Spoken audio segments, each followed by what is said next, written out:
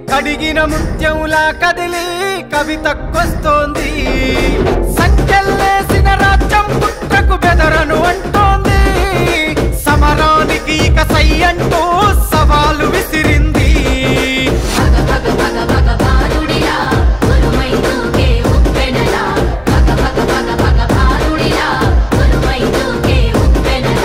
నెనరుగల్లై నేల తల్లి కన్నది పోరు బిడ్డను రాజల్